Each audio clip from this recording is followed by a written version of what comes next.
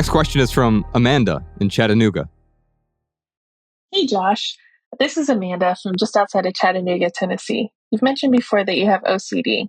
I have panic disorder, which both are anxiety disorders. I'm just wondering, what are the things that you do to calm yourself? Are there any natural remedies that work for you that you don't mind sharing?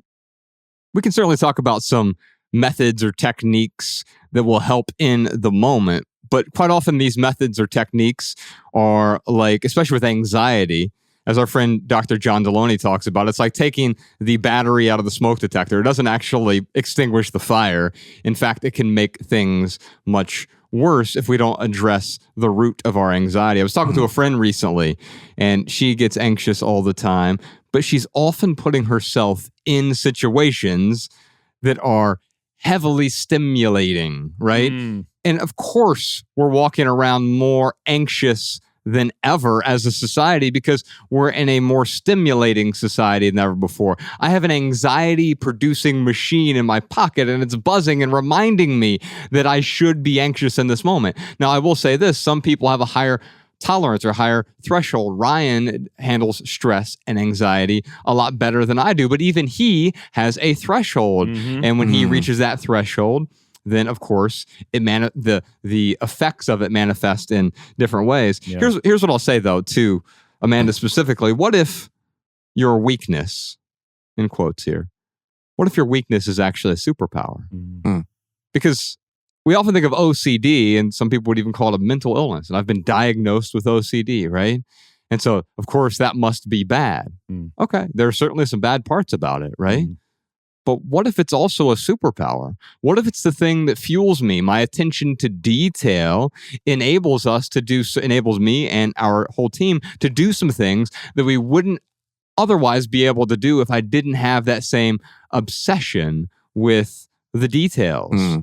I saw this Instagram video recently. Someone shared it with me.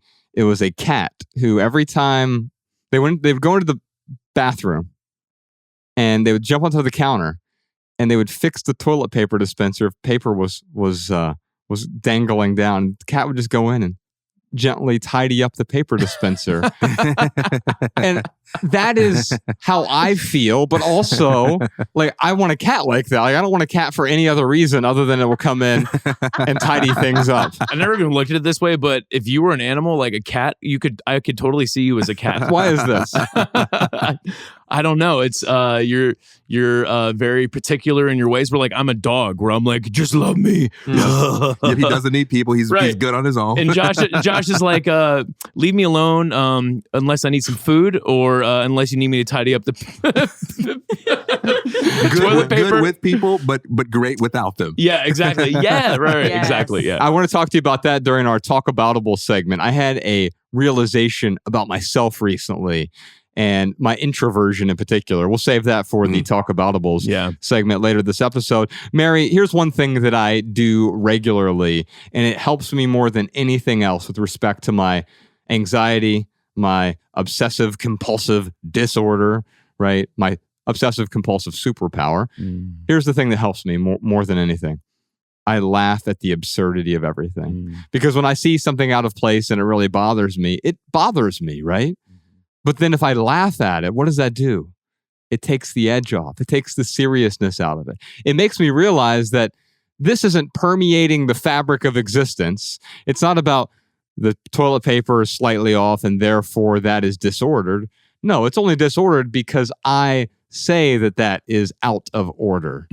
I have made up a story in my mind about how things should be. But when I laugh at those shoulds, I see the absurdity. I am an absurdist. I laugh at everything, especially the things that seem most serious. Death, disease, anxiety, depression. I have to be able to laugh at those things. Otherwise, they'll crush me. Yeah, man. I mean, that's it, for better or worse. Like that's how you and I handle a lot of tough situations, is laughing through it. Man, I want to give Amanda a recommendation. Just something that I just started using within the last like 5 or 6 days, but there's an app called Neurocycle. Have you heard of this? No. I forget the doctor. I forget her name. Would love to actually have her on the podcast. But it starts off with her kind of explaining, like, if you think of these negative emotions or these negative thoughts as like a tree, and you can like, each thought is a tree. So you've got like the roots, which is like the cause of the thought, and then the trunk is the thought, and then from the thought you have all of these symptoms and reactions and all these things branching out just because of this one thought. And what she does is she really helps you unpack it. And I would just say, Amanda, like, I highly recommend Neurocycle. I think you can do it free for like 3 or 4 days, and it's not that expensive either, like if you want to sign up for it.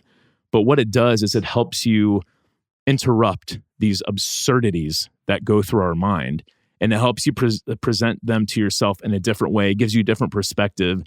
And like I said, I've only been doing it 5 or 6 days, but like each day I have learned something new about myself, that like, because I could look at all my thoughts, oh, well, that's trauma, and this is from that, and, you know, childhood, whatever it is. But she has enabled me to dig deeper, which, you think you know something until you find out that you don't. But yeah, I would highly recommend Neurocycle for anyone out there. We'll put a link to Neurocycle in the show notes. It is not an ad, by the way. No. How can we prove it's not an ad? It doesn't matter, dude. Use the promo code ANALBEADS. Oh, man. There we go. For the listeners that are curious, her name is actually Dr. Leaf. Cool. Dr. Carolina Leaf. It is Dr. Caroline Leaf. Yeah, thank you. Yeah, Caroline Leaf. Thank you so much. TK, you want to bring this one home for Amanda? You know, I would say for any unwanted feeling, don't push it away. Let it pass through. There's an old saying that what you resist persists. And anytime you establish an antagonistic relationship with the feeling, even if it's a really uncomfortable feeling, you tend to amplify it and make it come more alive. And then that tends to result in this perpetuating cycle of self-condemnation and guilt, and it increases the anxiety. And what I would say is I would try to identify, if any, what are my trigger points? What are those things I tend to be doing or thinking about when these kinds of feelings come up? And then where are the best places for me to be? And what are the best things for me to do while I am in the process of letting those feelings pass through me?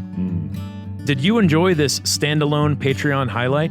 If so, you can listen to full episodes of the Minimalists private podcast available exclusively on Patreon.